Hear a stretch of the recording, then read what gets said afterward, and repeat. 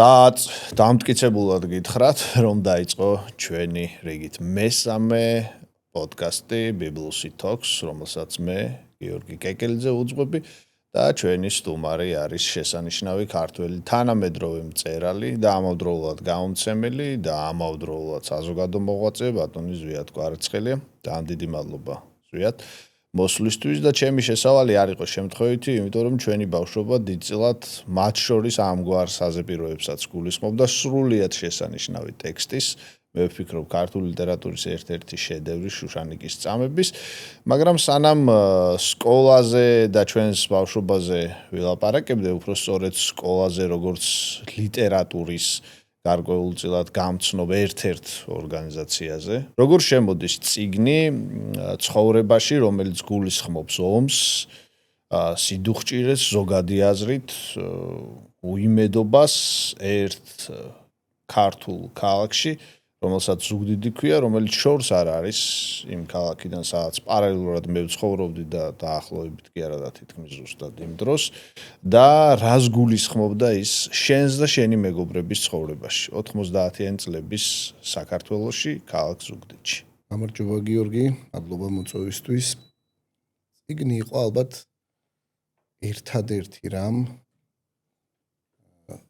ერთადერთი აი ესე ხილული შუქი.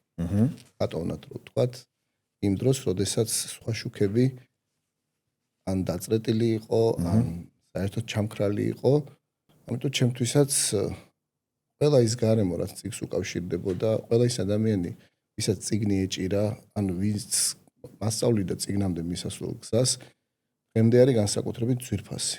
იქნება ეს ჩემი მშობლიური გარემო, მშობლები, ბებია ბაბუა, ბიძები, რომლებიც ერთი მხრივ თავიანთი ბიბლიოთეკისკენ მიმავალ გზებს მასწავლიდნენ და იმ წიგნებს მიგდებდნენ ხელში, რომელიც ჩემთვის ძალიან ძვირფასი მიგნება გამოდგა. და მეორე მხრივ ამბებსაც მიყვებოდნენ. ორი რამეა, რომელიც შემდგომ მომავალ ავტორს აყალიბებს, ერთი წაკითხული და მეორე მოსმენილი. და ესეთი ამბავი, წაკითხულიც და შეთხსულიც ძალიან ბევრი იყო ჩემი ბავშვობიდან. ასევე მეზობლების ბიბლიოთეკები სოფლებში, ცაისსა და ურთაში, სადაც ჩემი ბავშვობა მაქვს გატარებული, არდადეგების პერიოდი, შაბათ-კვირა, ბებია ბაბუასგან სულ ვისმენდი ისეთ მწერლებზე საუბრებს, როგორიცაა ლეო ქიაჩელი, თქვათ, როგორიცაა იონა მეუნარგია. ეს ავტორები, რომლებიც სუპერპოპულარულები არ არიან, მათ ძეგლები ესე ყველა ქალაქში არ დგას და მათ შორის ისეთი წიგნები, რომლებიც აი ესე ზედაპირზე არიდო. მეორე მხრივ ბიბლიოთეკა, სადაც მეორე თუ მესამე კლასიდან იმდენად გაშინაურებული ვიყავი, რომ ზუგდიდის ბიბლიოთეკას გულისხმობ, რომ ფაქტობრივად იქ ცხოვრობდი და ისეთი ერთგული და უშურველი ადამიანები შემხვდნენ, რომლებიც არის რაღაც კასტა, პროფესიული კასტა, რომელსაც აქვს საკარმი და მონაკვეთი შემოღობილი და არავის შიგნით არ უშვებენ და რაღაც ისეთი განძივით არიან გადაფოფრებულები, თითქოს ვინმე ამ განძის წართმევას უპირებდეს. ისეთი დრო იყო, რომ შეიძლება ვიღაცა აპირებდა კიდეც მაგას. ეგზეკუცია მოეწყო მაგ პერიოდში. არც ეს არ არის გამორიცხული, იმიტომ რომ ჩვენს ქალაქს განსაკუთრებით თავს დაატყდა უამრავი რამ ერთდროულად 90-იანი წლებში. გავიხსენოთ ეგ ამბავი, იმიტომ რომ ძალიან ბევრმა ჩვენმა მსმენელმა განსაკუთრებით ახალი თაობის წარმომადგენლებმა შეიძლება არ იცოდეს, როგორ ცხოვრობდა ქართველი განსაკუთრებით სამეგრელოში 90-იან წლებში. აი როგორ იყო შენი ყოველდღიურობა წიგნების პარალელურად. მე უბრალოდ იმ პერიოდში ბავშვი ვიყავი, იმ დროს ბავშვი ვიყავი, 6-7 წლის, როდესაც ზუგდიდს ფაქტობრივად ყველაფერმა ერთდროულად გადაუარა. შეცნობიერება ყალიბდება რეალურად ადამიანის შენთვის. ყალიბდება და ძალიან მძაფრია ერთი მხრივ, მაგრამ შენ ამ პროცესში უშუალო მონაწილეობას არავინ არ გავალდებულებს. შენ შეიძლება ბავშვურად დამკვირვებელი იყო, მაგრამ მე როდესაც ვიაზრებ თუ რა გამოიარეს ჩემმა მშობლებმა, ჩვენმა მშობლებმა, ბებია ბაბუებმა იმ დროს, როდესაც ფაქტობრივად ზუგდიდში მყოფი შვიდობიანი მოსახლეობა უუფლებო მდგომარეობაში აღმოჩნდა და ამ დროს ქალაქს ერთი მხრივ დევნილობის ტალღამ, სამხედრო გადატრიალების, სახელმწიფო გადატრიალების შემდგომ გაჩენილმა სიძულვილმა, რომელიც ეგზეკუციად იქცა მთელი სამეგრელოსთვის და სიდუხჭირემ, უკიდურესმა სიღარიბემ ერთდროულად მოიყარა თავი, ალბათ ყველაფერს რაღაც ფორმით გავუმკლავდებოდით ჩვენ, მაგრამ როდესაც ეს სიძულვილი, რომელიც ერთი ადამიანის არსებით პერსონიფიცირდა და მე მთელ ხარეზე გავრცელდა, მთელ კუთხეზე გავრცელდა, ამის გააზრება დღემდე არ დასრულებულა, იმიტომ რომ იმ ადამიანებს, იმ საპასუხისმგებლო პოსტებზე მყოფ პოლიტიკურ, საზოგადოებისთვის კარგად ნაცნობ ფიგურებს დღემდე არც სინანული არ გამოუთქვამთ. ფაქტია, რომ ერთი ადამიანს არ ეხებოდა ეს ყველაფერი, ეს დანაშაულებები გავრცელდა მთელ კუთხეზე და უამრავი ახალგაზრდის თავის ქვეყნის წინაშე დიდი საქმეების გამკეთებელი ან უბრალოდ პატრიოტი მოქალაქის სიცოცხლე შეიწირა, ჯანმრთელობა, გაუნადგურა მომავალი. ამის წინაშე პასუხისმგებლობა არავის არ აუღია. თქვათ ახლა პირდაპირ რომ ამის წინაშე პასუხისმგებლობა არც საერო და არც სასულიერო ხარეს არ აუღია, იმიტომ რომ რაც არ უნდა გვეცადა ჩვენ ლიტერატურაში, ჟურნალისტიკაში ამის გააზრება, იყო ისე რეფლექსია აქტიური. რეფლექსიები იყო, რა თქმა უნდა, ადგილ-ადგილ, რომელიც მე ჩაიკარგა, ემოციურ დონეზე დარჩა. და რაც მხოლოდ ემოციურ დონეზე რჩება და რაც მსვლელობა არ აი რა გახსოვს შენ წერალს, ეს არის ზოგადი შეფასება, რომელსაც მე სრულიად ვეთანხმები, ვფიქრობ, რომ ჩვენ ძალიან ბევრი დავაშავეთ ამ მიმართულებით და ვაშავებ დღესაც, რომ ამ საკითხზე ასე ვდუმვართ და ასე დაჟინებული ტაბუ გვაქვს, მაგრამ მოდი აი შენი როგორც ამ კონკრეტულ შემთხვევაში უკვე დისტანციიდან წერლის თვალით, მაგრამ ემოციური აზრით ისევ ბავშვის დანახული იმ პერიოდის ზუგდიდი როგორ იყო? აი როგორ იყო ყოველდღიურობა? თუნდაც ის რომ აი სადნახულობდით დროს, რომ წიგნებისთვის თქვათ თვალი შეგევლოთ, როდესაც ყოველდღე იყო საფრთხე, რომ ვიღაც ავტომატით შემოვარდებოდა და ნუ დაგაყაჩაღებდა ან რაღაცას სხვას მოითხოვდა. დასაწყისში ვახსენე ადამიანები, რომლებიც ცდილობდნენ რომ ჩვენ დავეცავით და ცდილობდნენ რომ გაექრონ ჩვენი ცხოვრებიდან აი ეს საშიშროებები, ეს გახლეჩილობა, დაძაბულობა საზოგადოებაში, სიძულვილი, რომელიც გარედან მოდიოდა, ტანკები, რომლებიც ჩვეულებრივ დადიოდნენ ქალაქში და აბსოლუტურად მათ ვერავინ ვერ აჩერებდა და პასუხს ვერ თხოვდა. წიგნი და ლიტერატურა, ანუ გამოგონილი სამყარო ჩემთვის აღმოჩნდა ამ ხრივ ბავშვისთვის თავშესაფარი და იყო თავისუფალი კუნძულები და სულის მოსათქმელი ადგილები ქალაქში. მე ადრე დავწერე ესეთი ნოველების კრებული ყიფლიბანდი, სადაც მაქვს თითქმის ყველა ის ამბავი, რომელიც მომისმენია, რომელსაც შევსწრები ვარ, რომლებიც გონია, რომ გადარჩენისთვის აღმოჩნდა საუკეთესო საშუალება, შესაძლებლობა იმისთვის, რომ აი ამ სიძულვილის ტალღაში კი არ გაჩერდე და კი არ გამოგჭამოს ამან თან ბავშვი.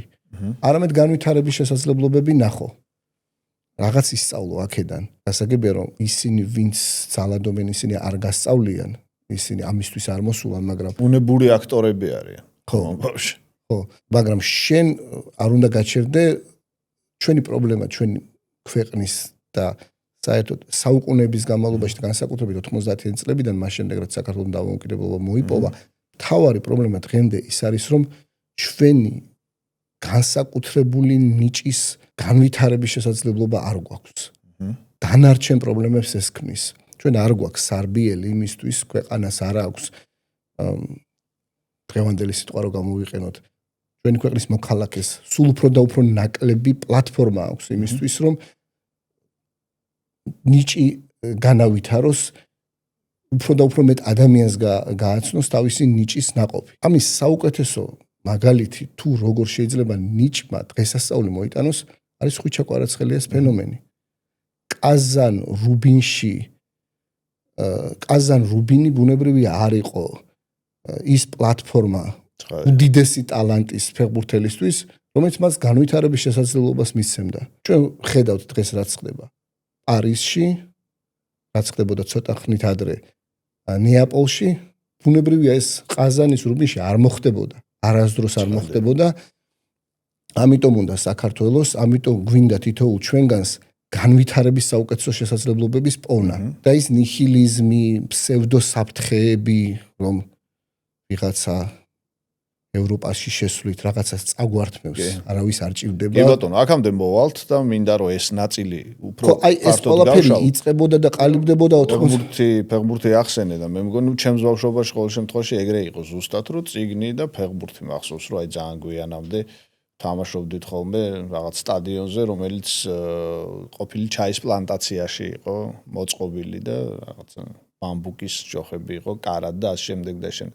ფეხბურთიც იყო მე მგონი მაგ პერიოდის ზუგდიდ შენი ძმა ძალიან აქტიურად თამაშობდა როგორც მახსოვს და შენც და გიწერია კიდეც რამდენიმე ესე ამასთან დაკავშირებით მასწავლებელი ჯიზე მაქვს ერთი წაკითხული თავის დროზე ესეც იყო ხო რაღაცნაირად თავშან ბავშვობა რაღაცნაირად ახერხებდა და ისხლეტდა იმ წარმოუდგენლად ტრაგიკულ რეალობას რომელიც ალყად გვერწყა ფეხბურთი ნამდვილად იყო დღესასწაული ჩემთვის რომელიც რამდენიმე წელი გაგზავნა აქტიურად თამაშით იმ პერიოდში ერთი წიგნიც კი არ წამიკითხა ანუ სერიოზული კონკურენტები არიან 4 წლის განმავლობაში როცა ფეხბურთს თამაშობდი აქტიურად სკოლის პერიოდი იყო წიგნი მე მგონი არ მეცალა რა თუ წიგნი წასაკითხე გაკვეთილებსაც კი ვერ ვამზადებდი იმდენად დღემდე რო ამბობენ ის ტიპები რომლებიც ფეხბურთს თამაშობდნენ აქტიურად და ერთხელ შემხვდა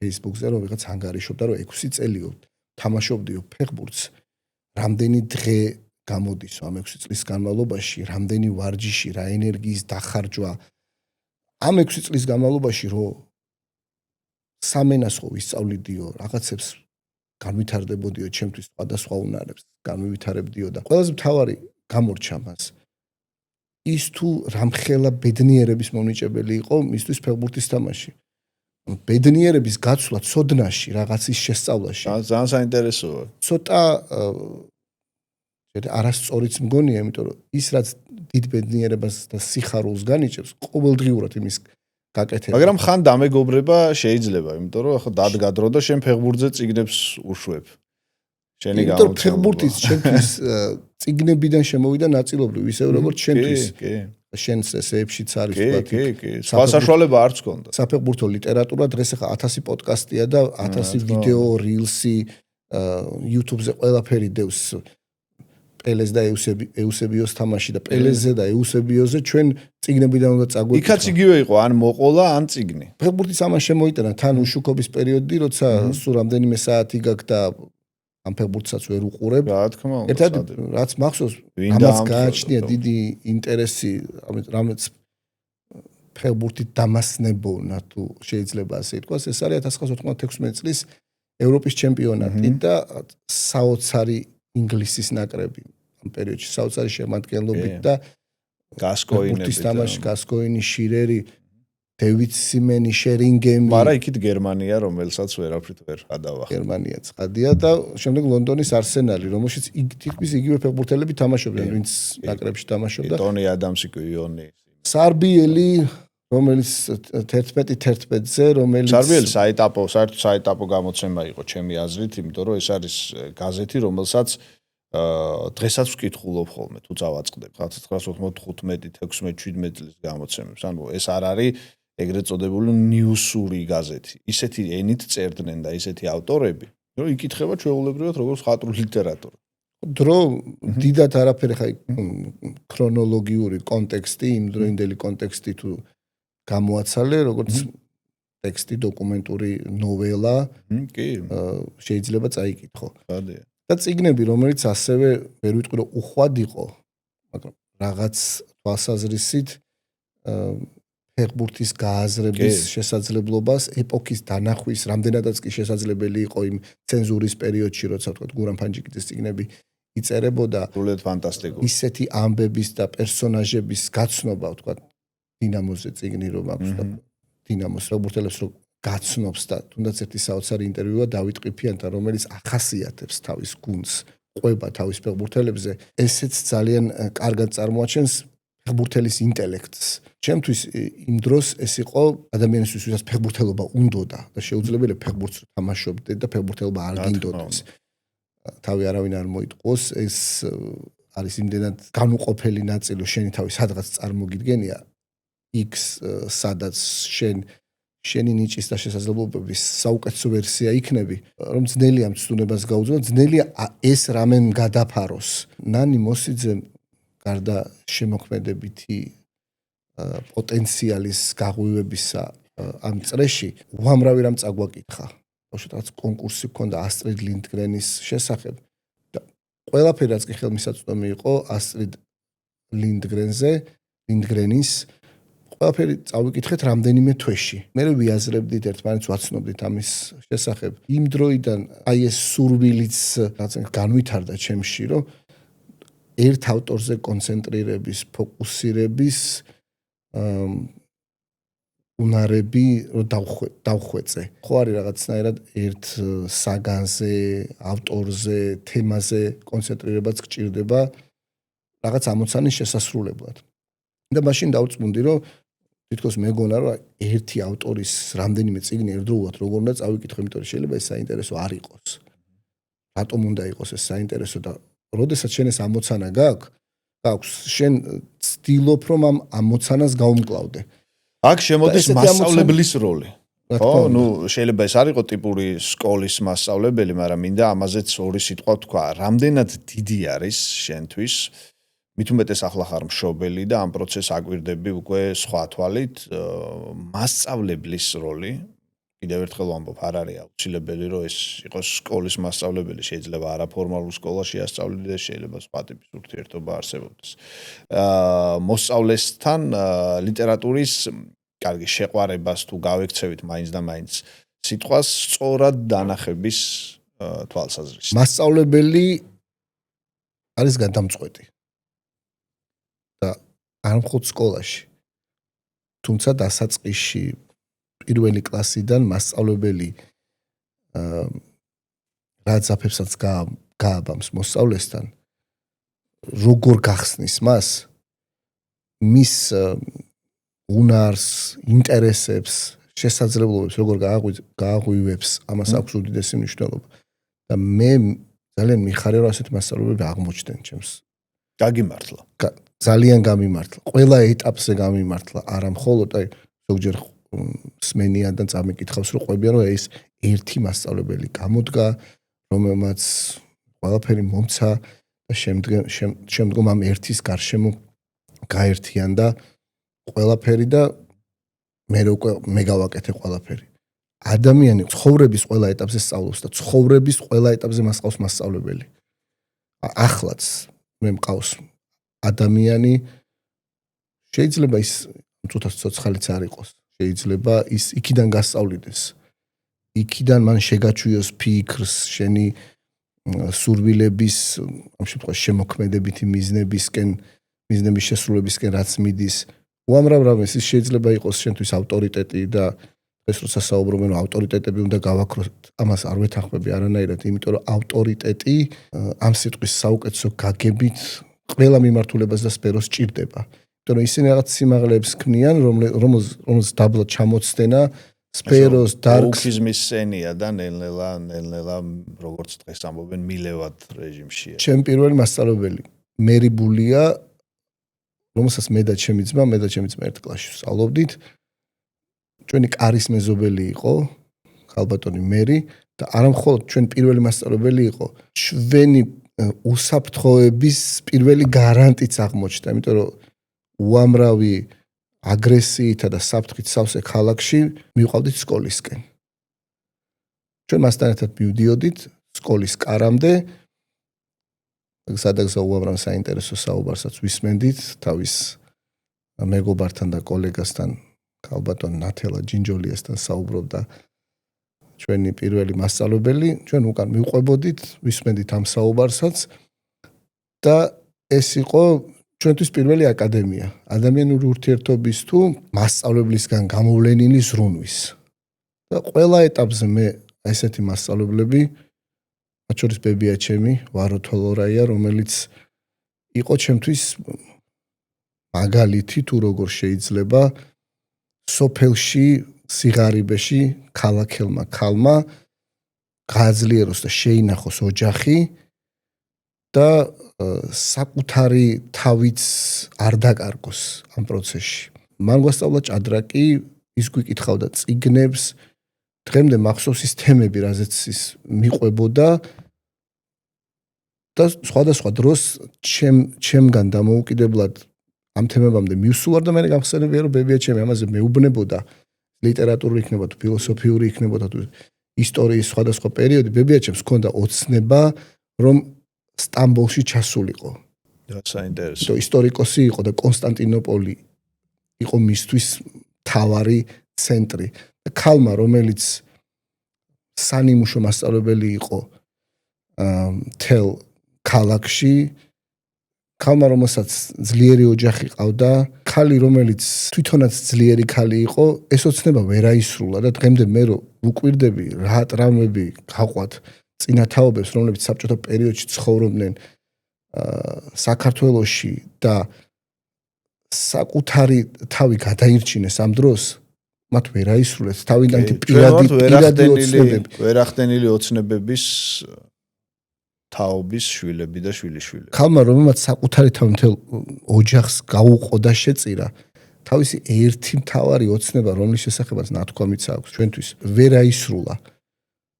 და როგორ შეიძლება პერსონალურ ბედნიერებაზე ამის შემდეგ ვისაუბროთ ჩვენ.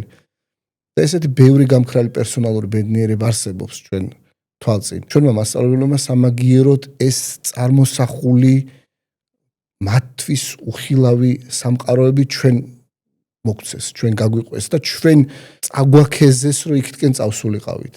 აი ჩემთვის მანანა კაკულია არის მასწავლებელი, რომელიც ფეხბურთის შემდეგ, როცა ყველაფერი დავიწყებული მქონდა და შემდეგ როცა უცებ დავანებე ფეხბურთს თავი აღმოჩნდა, ვინც ისტორიით და სხვათა შორის ბებია ჩემის მოწაფე იყო ქალბატონი მანანა, ისტორიით გამიღო ლიტერატურის კარი. ფაქტობრივად ნახევარ წელიწადში რაც კი საისტორიო ფიქშენი დაწერილა, რომანები, მოთხრობები, ქართველი ავტორების უცხოელების ნახევარ წელიწადში წავიკითხე, იმიტომ ივანე ჯავახიშვილის ვთქვათ, ქართველი ერის ისტორიასთან ერთად ის მაძლევდა ხატრული წარმოსახვისთვის აუცილებელ მასალას. ან შიმშილიც ჰქონდა ქვეცნობიერი შეიძლება ამდენი წლის ნაფეხბურთალი და ეგეც აღმოჩნდა და დაემთხვა ყველაფერს და მასწავლებელს აქვს ამ ხრივ განსაკუთრებული მნიშვნელობა. ასეთი ადამიანი იყო ზურაბ ცხონდია ჩემთვის, რომელსაც ჰქონდა წარმოუდგენლად დიდი ინტელექტი, ერუდიცია. ამ ადამიანის შესახებ მეც ვიცი და რაც თავარია არტისტიზმი, ის ჩვენი ლექტორი იყო უნივერსიტეტში.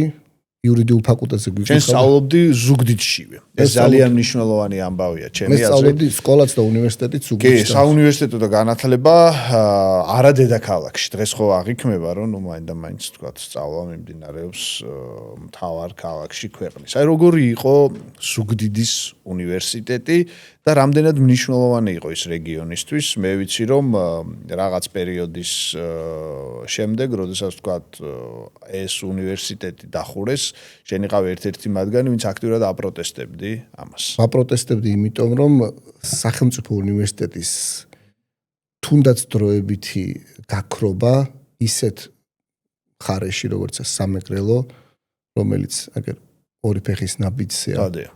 აფხაზეთთან, რომელსაც შეუძლია კონსოლიდაციის საუკეთესო ადგილი იყოს, უმაღლესი საგანმანათლებლო დაწესებულების გარეშე, უნივერსიტეტის გარეშე არ უნდა დარჩეს. საუნივერსიტეტო ცხოვრება სამეგრელოში ახლა უნდა დუღდეს და მე ხა ესეთ რამეს ვიტყვი, შეიძლება ბევრისთვის მიუღებელი აღმოჩნდეს ეს ან შემეკამათოს, მაგრამ ჩემი სტუდენტობის პერიოდში გაცილებით უფრო დამოუკიდებელი, სოციალური, დინამიური, მათ შორის წინააღმდეგობრივიც საუნივერსიტეტო ცხოვრება იყო გაცილებით უფრო ძნელად შეგეკამათება ვინმე, იმიტომ რომ მეც ვადასტურებ. გაცილებით უფრო დუღდა ეს პროცესი, ხელშესახები და რეალური იყო რაც თავარია და ამ ვირტუალურ პლატფორმაზე ბევრი რამის გადატანა ამ ხრივ უფრო საუნივერსიტეტო ცხოვრების მაკონტროლებელ საჯარო ორგანოებს და ორგანიზაციებს მოუტანა სარგებელი ვიდრე თვითონ საუნივერსიტეტო ცხოვრებას. საუნივერსიტეტო ცხოვრება რაც უფრო დინამიურია, გასაგებია ეს ვიღაცისთვის უსიამოვნო შეიძლება იყოს, მაგრამ ქვეყნისთვის ეს ბევრი სარგებლის მომტანი, იმიტომ რაც უფრო თავისუფალია სტუდენტი, რაც უფრო მეტი მოთხოვნები დგება გადაწყვეტილების მიღების პირების წინაშე და ამ მოთხოვნებს სტუდენტი აყენებს, იმიტომ რომ მას აქვს ენერგიაც, ნებაც და მას აქვს მოთხოვნის ლეგიტიმაცია სამ ყველაფრისა, რომ რაღაც შეიცვალოს ქვეყანაში, რაღაც ისე არ ჩამყაყდეს, როგორც ვიღაცებს წარმოუდგენიათ. ამის შეცვლა სტუდენტს შეუძლია თავისუფლად და მას აქვს პრივილეგია, რომ იყოს რადიკალური, ჩემი აზრით. იმიტომ რომ ეს ისეთი ასაკია და ისეთი მდგომარეობა, რომ შეცდომების დაშვებისთვის მას იმდენი პასუხი არ მოეთხოვება პირიქით, რაც მეც იმოძრავებს თერგის, თქვათ, გაგებით, ბუნებრივია, რაზეც ილია ჭავჭავაძე მიგონიშნებდა. რა თქმა უნდა, იქნება შეცდომებიც, მაგრამ იქნება გულწრფელი სურვილი განვითარების, რომელმაც შეიძლება ბევრი რამე შეცვალოს. და დღეს ამას ნაკლებად ვხედავთ, გულწრფელად ვთქვათ, მიუხედავად პერიოდული ჩვენი აღფრთოვანებისა, ხო?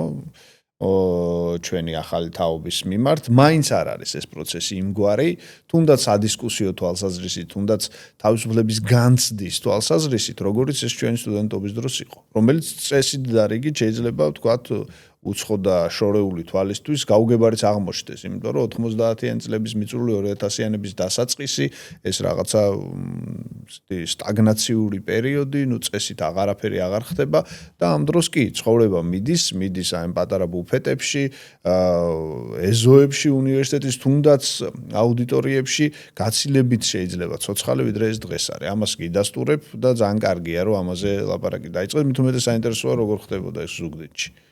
ზუგდიდში ახლა რომ ვუკვირდები ჩვენ გვინდოდა საფუძვლიანად თითქმის ყველაფრის შეცვლა და ეს ნაწილობრივ ასეც მოხდა.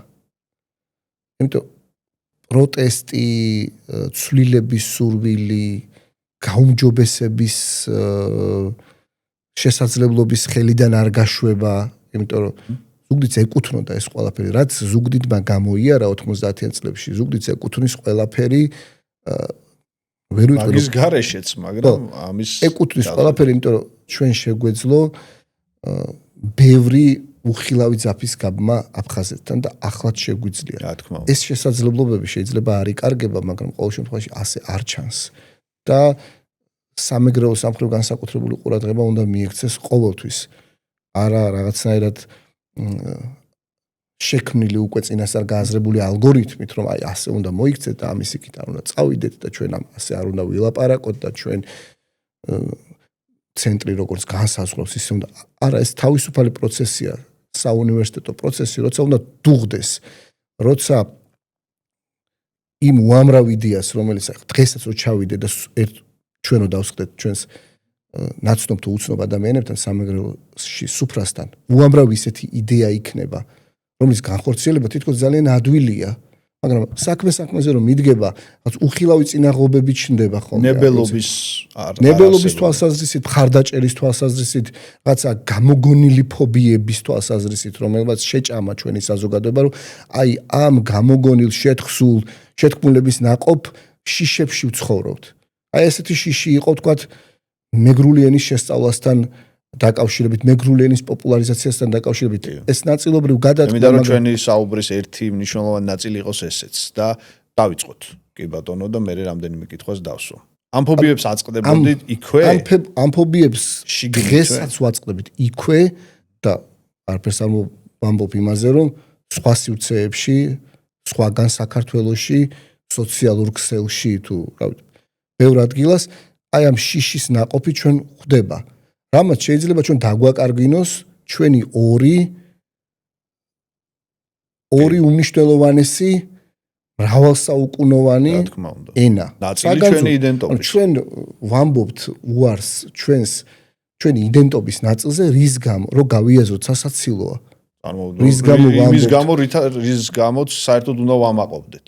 და მე მინდა გავიხსენო ძალიან ცნობილი სიტყვები აკაკი შანიძის ჩვენ ხშირად გვჭირდება ასეთი ავტორიტეტების მოხმობა, იმიტომ რომ თანამედროვე ადამიანებს შეიძლება ვიღაცისთვის არ კონდეს ის წონა, გასაგები მიზეზის გამო ახლოს ხარ, ყოველდღიურობის ნაწილი ხარ. აკაკი შანიძე ამბობდა, რომ სირცხვილი ის კი არ არის, რომ მეგრელი მეგრულად ან სვანი სვანურად საუბრობს. სირცხვილი ის არის, რომ დანარჩენმა ქართველებმა არ ვიცით ესენები, რომელიც ქართველური ენებია, ჩვენი სახელმწიფოს ნაწილია.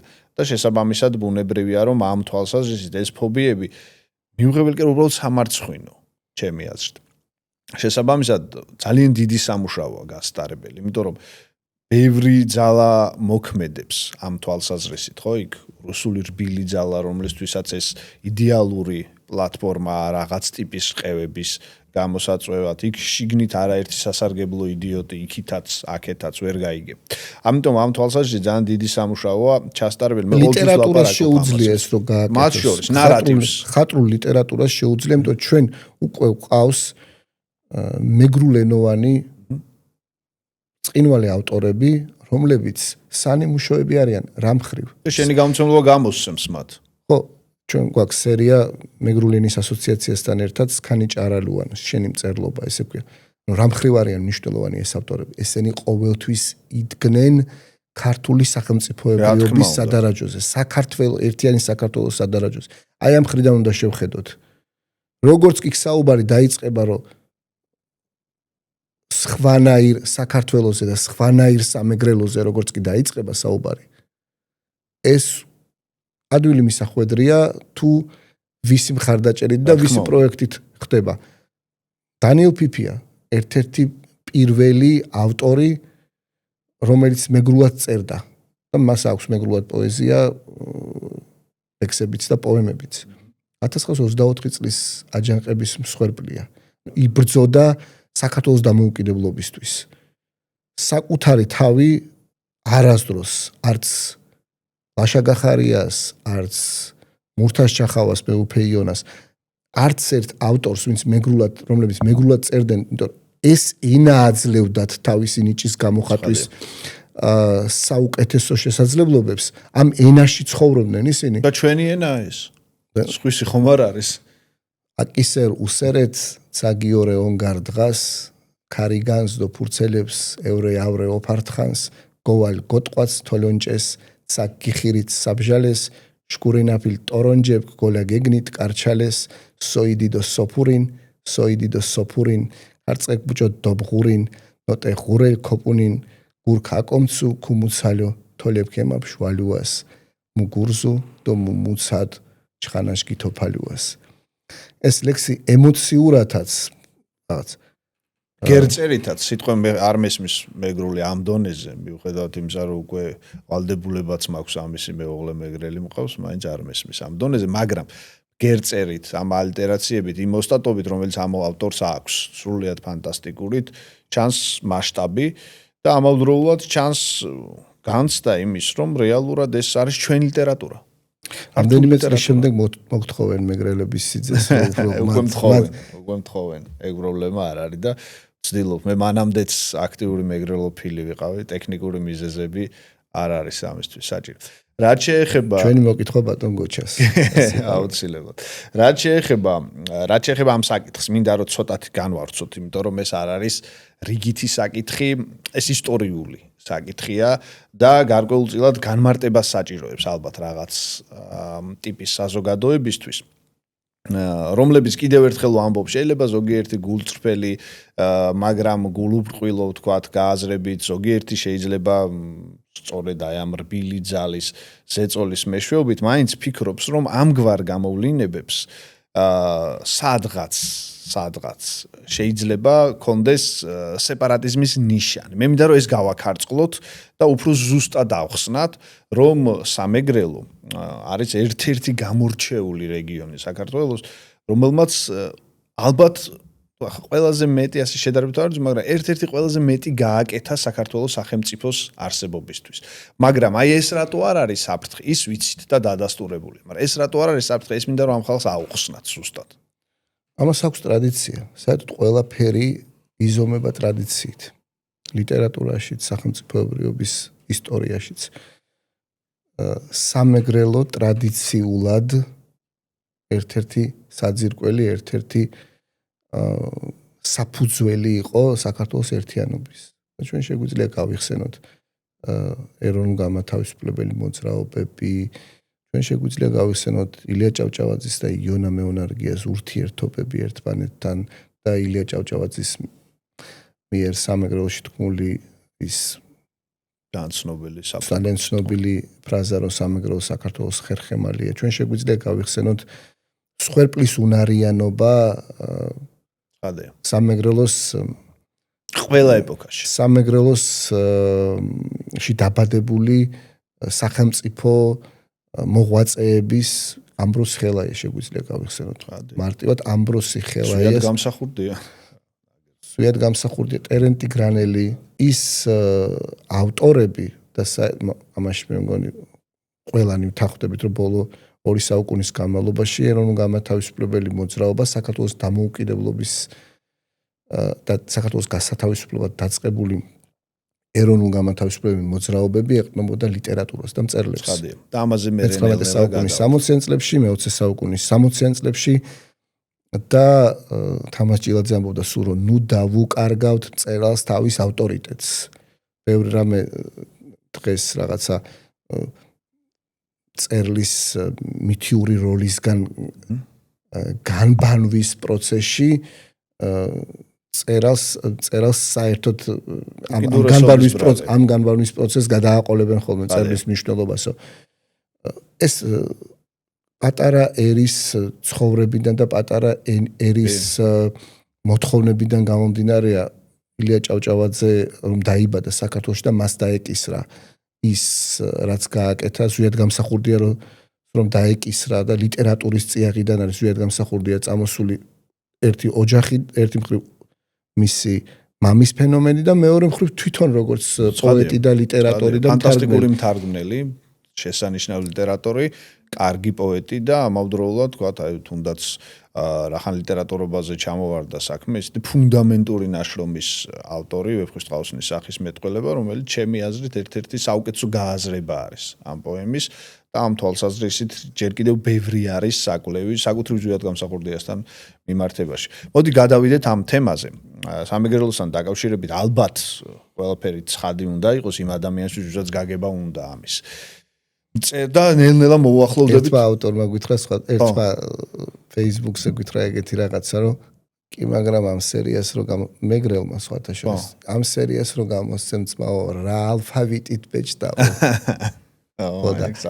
რა ვიცი თუ ლათინურ ანბანზე იწერება და გამოიცემა ევროპული სამხრეთ ამერიკული და რა ვიცი სხვა ქვეყნების ეს საყვედური იყო პირიქით მე მეგონა ჩაკითხვა რიტორიკული შეკითხვა უფრო იყო რა ალფავიტზე იბეჭდება კი ბატონო მოდი გადავიდეთ ახლა ჩვენს ერთ ძირითად თემაზე რომელსაც მოუახლოვდებით თანამედროვეობას და ვილაპარაკებთ დღევანდელ კონტექსტზეც რა თქმა უნდა ეს არის მწერლის როლი საზოგადოებაში მე მგონია რომ ბუნებრივია ადამიანს აქვს თავისუფალი არჩევანი ზოგადი აზრით და მე არ ვარ მომხრე რომ ის ვინც განდეგილად შეიკეტება მაინდა-მაინც თქვათ ჯოხის ჩხიკინით გარეთ გამოვიყვანოთ მაგრამ ზოგადი აზრით ამაზე გააკვრით უკვე ისაუბრე ქართულმა ლიტერატურის ისტორიამ და ზოგადად საქართველოს ისტორიამ დაადასტურა რომ მწერალი პოეტი ტრიბუნი ასეთი თქვათ შეფასებაც არსებობდა ხო დიდწილად იყო ჩართული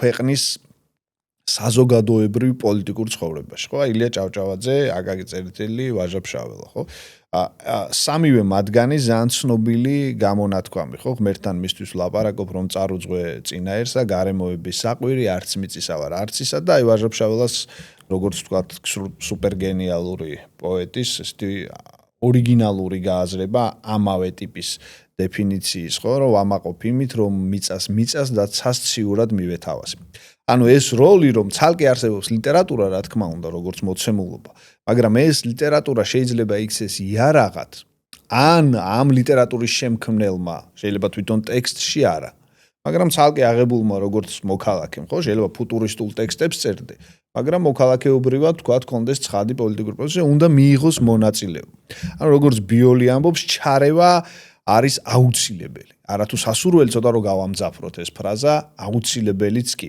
აი როგორი არის შენთვის ამ შემთხვევაში მწერლის როლი იმ გადასახედიდანაც, სხვა შორის როგორაც შენ მასწავლებლები გასწავლიდნენ, თუ გინდა იქიდან დავიწყოთ და მერე უკვე დღევანდელ მოცემულობამდე. სხვათა შორის ჩემი ერთი მასწავლებელი, დიდი ქართველი მწერალი ოთარ ჭილაძე ყოველთვის აპროტესტებდა, როცა ამბობდნენ რომ ის განმდგარია. ის არ ერევა, მას ის საჯაროდ არ გამოხატავს პოლიტიკურ და აქტუალურ საკითხზე თავის პოზიციას და ყოველთვის ამბობდა რომ არ არსებულა მე-20 საუკუნის 60-იანი წლებიდან პრობლემა, რაზეც მე ჩემი აზრი არ გამომითქვამსო. ჩვენ გვიყვარს რაღაცა ჩვენი ძვირფასი ავტორების რაღაც ერთ როლში წარმოდგენა და იმ მანტიის მოსხმა, რაც ჩვენთვის უფრო სასურველია ან საჭირო ან სასარგებლოა იმ მომენტისთვის, მაგრამ ოთარ ჭილაძის პუბლიცისტიკა, მისი ინტერვიუები, მისი რომანები, მისი პოეზია ადასტურებს მის პოზიციას, როგორც მწერლის და როგორც მოქალაქის. და მისი ჩანაწერების წიგნი 13 წელი იწყება, ჩვენ ძალიან კარგად ვხედავთ, რომ მწერალი ყოველთვის ცდილობს და ყოველთვის ამბობს თავის სათქმელს, როცა ეხება ეს პოლიტიკურ საკითხებს, ეხება ეკოლოგიურ, კულტურის პოლიტიკას, წიგნის მიმართ ინტერესს, რუსეთის ოკუპაციას მრავალი საუკუნის განმავლობაში. 2008 წლის აგვისტოს ომზე თქვა ჟურნალისტის შეკითხვა იყო, რომ ამ ომში ჩვენ როგორ ჩაგვითრიესო, როგორ შეგვიყოლიესო და ოთარ ჭილაძე ამბობს, რომ ეს არ არის აგვისტოს 2008 წლის აგვისტოს დაწყებული ომი, ეს არის მცოცავი ომი, რომელიც მრავალი საუკუნეა გრძელდება. და მწერალმა, დიახ, დღესაც და მწერალმა ამის გათვითცნობიერებაში უნდა შეასრულოს თავისი განსაკუთრებული როლი. ოთარ ჭილაძე ყაზბეგის მემკვიდრედ მიიჩნევდა საკუთარ თავს და ყაზბეგმა ფაქტობრივად თავის ქვეყანაზე მის პირადად მის ოჯახს გადახდენილი ტრაგედია ასახა ლიტერატურაში. და მაგაც ჩანს რუსეთი. და ძალიან მძაფრად. და ძალიან მძაფრად ჩანს და ფაქტობრივად ალექსანდრე ყაზბეგმა ჩვენ დაგვიტოვა პირველი ერთ-ერთი ყველაზე მძაფრი მხატვრული გააზრება რუსეთის იმპერიისა ქართველი მწერლის მიერ. ცხადია. რუსის სალდათის.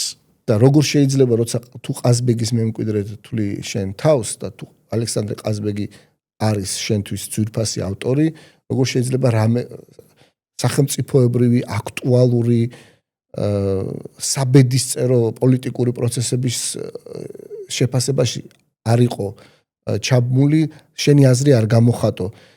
ეს არის გამოგონილი სისტემისგან გამოგონილი თეორია, რომ მწერალი არ უნდა ერეოდეს პოლიტიკაში, ან რაღაცა დისტანციაა საჭირო, რომ შენ რაღაცაზე დაწერო. ეპოქებს გააჩნია, ან არ უნდა ერეოდეს, ან კიდევ უფრო უარეს შემთხვევაში მის სასარგებლოდ უნდა ერეოდეს, სისტემის სასარგებლოდ. მაშინ კი, მაშინ შეიძლება.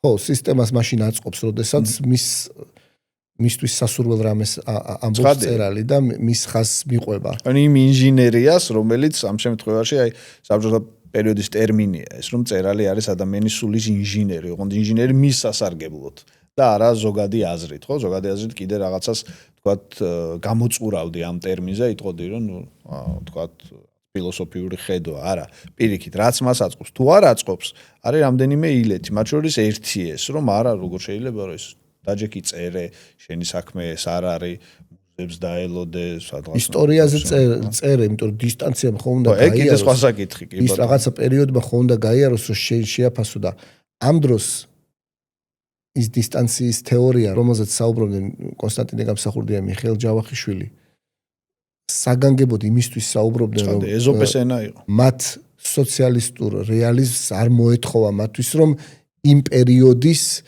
ეგრეთ წოდებულ აღშენებლობაზე წიგნები ეწერა. მაინც ხოვდა, მაგრამ რაღაც მომენტში ისინი ამ დისტანციის თეორიით ცდილობდნენ, რომ თავი აერიდებინათ და ჯაყოს ხიზნები დაეწერათ, თვალის მოტაცება დაეწერათ. ორივე საეტაპო რომანი ჩემი აზრით. ძალიან საინტერესოა. საინტერესოა ისიც, რომ ჩვენ ახლა უცნაურ დროში ვცხოვრობ და მათ შორის ეს დრო გულისხმობს იმას, რომ აგერ შენ ზიხარ კაცი, რომელიც ციხეში ნამყოფი ხარ უკვე, როგორც მწერალი. მართალია ცოტა ხნით, მაგრამ არის სხვა მწერალი შესანიშნავი თანამედროვე ქართველი პოეტი ზვიად რატიანი, რომელიც ახლაც ციხეშია. ზოგადი აზრით თანამედროვე ქართულმა მწერლობამ, ზოგადი არა, კონკრეტული აზრით რა თქმა უნდა, მაგრამ ზოგადი აზრით, იმიტომ რომ ეს საერთო პროცესის ნაწილია. რამდენად შეძლო ღირსეული პოზიციის დაკავება. მოდი დავიწყოთ თუნდაც 90-იანებში, მაგრამ დღევანდელი დღე აუცილებლად და მკვეთრად აღვნიშნოთ, იმიტომ ძირითადი კითხვის ვთქვათ სამიზნე ეს არის, მაგრამ მაინც რაღაც რეფლექსიებზე ვლაპარაკობდით. აი ამ როლის ჩვენ ვილაპარაკეთ მე-19 საუკუნეზე, ვილაპარაკეთ მე-20 საუკუნეზე ვახსენეთ ავტორები, რომლებიც სხვადასხვა ფორმით ახერხებდნენ ამას. აი 90-იანებიდან დღემდე რამდენად შევძელით ეს, ვახსენეთ ორთარჭილაძე, რომელიც თანამედროვეების ნაწილია, მაგრამ მაინც ვთქვათ პროცესისთვის ერთი მწერალი საკმარისი ვერ იქნება. მე მგონია, რომ ქართულმა ლიტერატურამ ეს მისია და თავის თავზე დაკისრებული ფუნქცია ქართველი მწერლებისადმი, რაც ვთქვათ ალექსანდრე ყაზბეგიდან უფრო ადრინდელი დროიდან ვთქვათ ბარათაშვილიდან სოლომონ დოდაშვილიდან ალექსანდრე ორბელიანიდან მოდის ეს ბრძოლა გამარუსებელი პოლიტიკის წინააღმდეგ ერთი მხრივ, მეორე მხრივ ბრძოლა ქართული ენის დასაცავად და მესამე შრომა და ბრძოლა იმისათვის, რომ საქართველო იზოლაციური ქვეყანა არ ყოფილიყო. საქართველო იყო პროვინცია, გუბერნიებად დაყოფილი ქვეყანა, რომელიც უნდა ჩახარშულიყო და ჩარჩენილიყო პროვინციად და ვერ უნდა განვითარებულიყო და წერლობამ ამ პროცესში დღევანდელი დღის ჩათვლით, რომ საქართველო არ იყოს იზოლაციური ქვეყანა და სიძულვილში და სულხან საბასაა კარგი ტერმინი განჯგონებულობაში, ანუ განჯგონებულობა არის ეს მდგომარეობა, სხვათა შორის კარგი წერილია ამაზე აკაკი ბაქრაძეს, როცა ბოროტსა და კეთილს ვერ არჩევ, ანუ ბოროტი კარგი გონია, ანუ ეს აღრევა აკაკ. ამ განჯგონებულ მდგომარეობაში რომ არ გონებისგან განზე ყოფნა, განჯგონებულობა. წერლობამ შეასრულა ამ ხრივ თავარი როლი და დღესაც ასრულებს. ზვიად რატიანი ახსენე და თავისუფლება და სოლიდარობა სინდისის პატიმრებს აუცილებლად. ზვიად რატიანი არის სიმბოლო ერთი მხრივ სოლიდარობის, მწერლობას, ნამდვილ მწერლობას ეს საქართველოში არასდროს არ ეშლებოდა სოლიდარობა. არა მხოლოდ ჩვენ მოქალაქეებს უცხადებდა, არამედ ყველა მებრძოლ იმპერიის წინააღმდეგ ყველა მებრძოლიერის მოქალაქეს იფარებდა და მათ ამბავს ყვებოდა და მათ ამბავს აცნობდა მთელ მსოფლიოს და მათ ედგა გვერდით. ჩვენთან ახლა ის ხდება, რომ ოფიციოზი არალეგიტიმური ხელისუფლება რეჟიმებს აძლევს უკან, უბრუნებს დევნილ მოქალაქეს. ჩვენ ქვეყანას ეს არასდროს არ შეშლია. ქონდა ამაზე მე ჩემი კითხვა ეს იყო, კი, ეს გასაგებია, მაგრამ მინდა რომ აი კიდე უფრო დავაკონკრეტოთ ამბავი.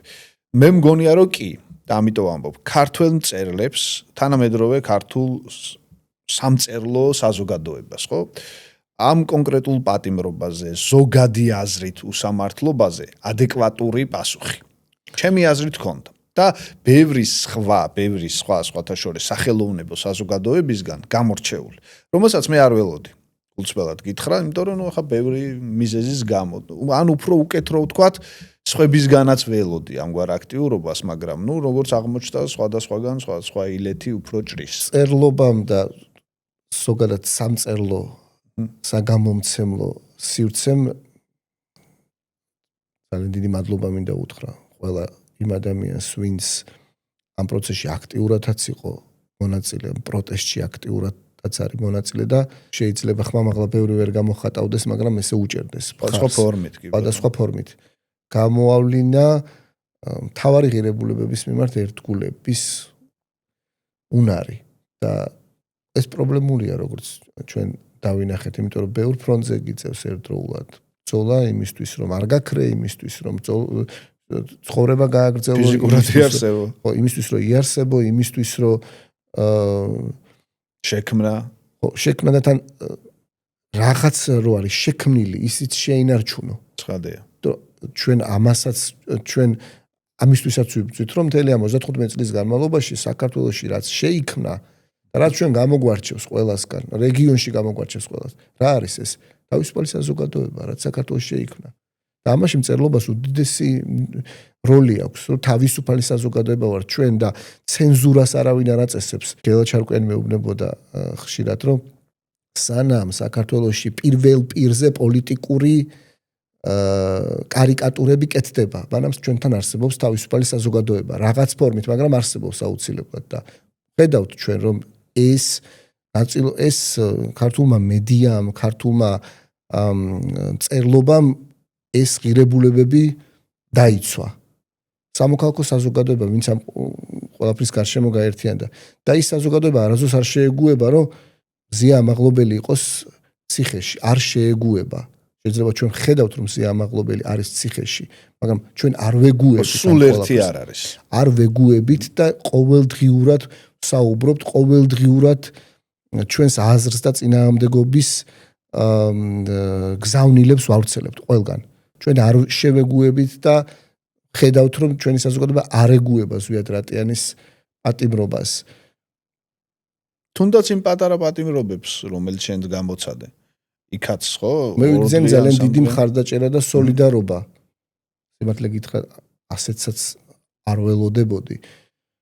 იმიტომ რომ ხანმოკლე პატიმრობა არ მიმაჩნდა იმათ და საერთოდაც ჩვენს მდგომარეობაში მყოფი და წინააღმდეგობაში ყოფი მოქალაქისთვის არ მგონია რომ ხვალდაზეგ ესეთი რამე შეიძლება არ დადგეს. ნებისმიერ დროს წარმოგიდგენია რომ ეს მოხდება, იმიტომ რომ რეჟიმი იკვებება შიშით და საზოგადოების დათრგუნვით. მოკლედ ვილაპარაკეთ იმაზეც, რომ ამ პასუხისმგებლობას გარკვეულწილად თანამედროვე სამწერლო წრემ თავი გაართვა. და მათ შორის ეს გამოიხატება კონკრეტულ ღონისძიებებში, ხო? შაშან მაგალითად მახსოვს, რომ წიგნის ბაზრობად წოდებულზე უკვე იმ დიდ თავყრილობაზე, რომელიც აერთიანებს ბევრ ლიტერატურის მოყვარულს, რაღაცნაირი შეჯამებაც არის, ხო? იმ წლის ლიტერატურის პროცესისა, უამრავმა ადამიანმა მოიყარა თავი და ასე იქნება და არის დღესაც. სლოგანი არის წიგნები თავისუფლებისთვის. ახლა წიგნის ჩუქების თვე და დღეც არის, რატომ არის წიგნი განსაკუთრებული საჩუქარი და მათ შორის რატომ შეიძლება ის სასარგებლო იყოს თავისუფლებისთვის. ძალიან ბევრი შეკითხვა და მაგრამ რაღაცა ერთი კონტექსტი აქვს. ერთი კონტექსტი აქვს და თან უცებ ბევრნაირად მინდება რომ პასუხი გავცე. შეგიძლია ნებისმიერ ეს ფორმატი ამას აი. წიგნი არის ადამიანის წარმოსახვისთვის ჩემთვის პირადად ესე იყო და ესე არის ყოველთვის საუკეთესო რამ რაც ჩვენი წარმოსახვის კარების გაღების საშუალებას გვაძლევს თამამად და გამოგზაურებს ყველგან მათ შორის საკუთარ თავშიც ხშირად მომყავს ეს ამბავი რომ ნატურის ხერო წავიკითხე შემდგომ ნახე ფილმი თენგიზ აპულაძის სულ სხვა იყო მარიტას პერსონაჟი ჩემი წარმოსახვით შექმნილი ლიკა ქავშარაძის მართლაც საუკეთესო და ემბლემატური პერსონაჟისგან განსხვავებული. ეს არ ნიშნავს რომ კინოს მიერ შექმნილი პერსონაჟი საუკეთესო და გამორჩეული არ არის. წარმოსახვა კიდე უფრო ფართოა და კიდე უფრო შენი მარიტა ყავდა. მე ჩემი მარიტა მყავდა, მე ჩემი ჩორეხი მყავდა, ჩემი ხვინჯუა მყავდა და შენ სწორედ ეს შენი როგორც მკითხველის შინაგანი თავისუფლება გაძლევს იმის შესაძლებლობას რომ ხორცი შეასხა ყველა პერსონაჟს და გახსნა როგორც აღქმის კარები ასევე წარმოსახვის კარებიც და ამის საშუალებას იძლევა წიგნი და მე მგონი მუსიკასთან ერთად ეს ორი არის ადამიანის შინაგანი თავისუფლების გავრცობის საუკეთესო შესაძლებლობა.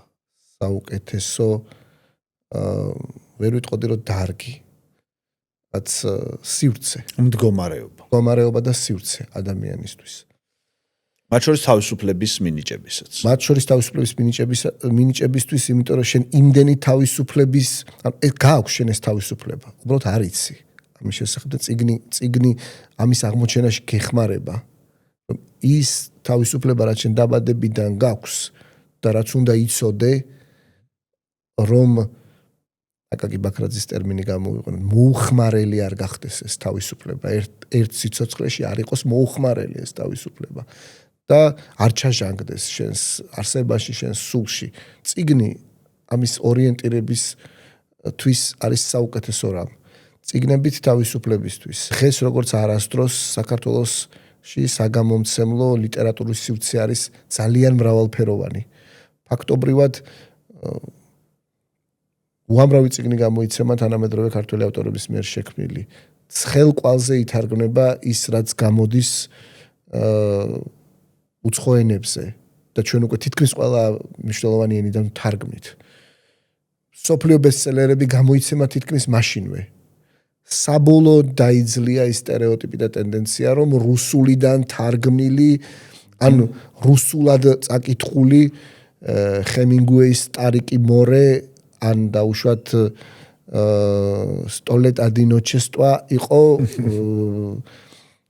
ქართულად ვერ წაიკითხავდა. მეორადი აღარ არის ქართული თარგმანი. საბოლოოდ დაიძლია ეს ენის თემა, იმიტომ რომ ქართულ ენაზე პირველხარისხოვანი თარგმანები ნაწილობრივ გაჩნდა, ნაწილობრივ იყო და მათი პოპულარიზაცია და ლეგიტიმაცია მოხდა. და ამაში გამომცემლებმა ძალიან დიდი როლი შეასრულეს და რაც თავარია მკითხველის აქტიური მონაწილეობით, ყოველდღიური აქტიური მონაწილეობით შეიქმნა ეს პროცესი, რომელსაც ვერავინ ვერ გაუბედავს ცენზურას. აი ესე მინდა მჯეროდეს მე და აი ესე დღეს ყოველ შემთხვევაში რომ ჩვენთან თავლიტი და იქ ხა ვიღაცის მოაწერინე ხელი და წითელი ხაზით გამოაცალკევეს რომ რაღაც ფრაზა არ მოწოს და იქ ვიღაცა იგულისხმება და ჩვენ საბოლოოდ იგავური ენით წერაზე უარი ვთქვით და ეს არის თავისუფალი საზოგადოების მიღწევა და მათ შორის იგავური ენით წერაზე როგორც იძულებაზე თუ რა ხო ვიღაცა შეუძლია რაღაც დაწეროს ესეც თავისუფლების ნაწილია იგაურად უბრალოდ ეს არ არის უკვე იძულება არ არის იძულება და არ არის რაღაცნაირად თვით გადარჩენის ერთ-ერთი გზა რომ შენ რაღაც უნდა იგულისხმო იქ ვიღაცამ იქ წერალმა რაც გარისკა თქვა და მკითხომა უნდა შეიცნოს, ამოიცნოს და ასე შემდეგ. ეს ამ დროზე ჩვენ უარი ვთქვით საბოლოოდ. საქართველოს დამოუკიდებლობის გამოცხადების შემდეგ ნელ-ნელა და ნაბიჯ-ნაბიჯ და ამ სექტორის, ლიტერატურის სექტორს დავარქვენ, წიგნის ხალხის მიერ შექმნილმა ამ მრავალფეროვანმა მემკვიდრეობამ, რომელიც დღესაც აქტიურად გრძელდება და აგრძელებს სიცოცხლეს, სწორედ ეს შექმნა, რომ გააძლიერა თავისუფალი საზოგადოება. მოკლედ ძალიან დიდი მადლობა ზვიად კვარაცხელიას, სრულიად შესანიშნავი სტუმრობისთვის, ბევრ რამეზე ვილაპარაკეთ, მაგრამ ყველაფერი მაინც უტრიალებდა ჩვენ სამშობლოს ქართულ ლიტერატურას და განცდას იმისას, რომ ლიტერატურა არის ერთ-ერთი მთავარი მომნიჭებელი ადამიანისთვის თავისუფლების განცდისა და მე მგონია, რომ ეს ალბათ ჩვენი დღევანდელი საუბრის მთავარი აქცენტი და მთავარი როგორც დღეს ამბობენ სათქმელი გახლავთ. მოკლედ თქვენს წინაშე იყო გადაცემა დღეს პოდკასტად წოდებული ბიბლუსი თოქს, როგორც გითხარით, ჩემი სტუმარი გახლდათ ზვიად კვარაცხელია, მე გიორგი კეკელიძე ვარ. იკითხეთ წიგნები და იბრძოლეთ თავისუფლებისთვის.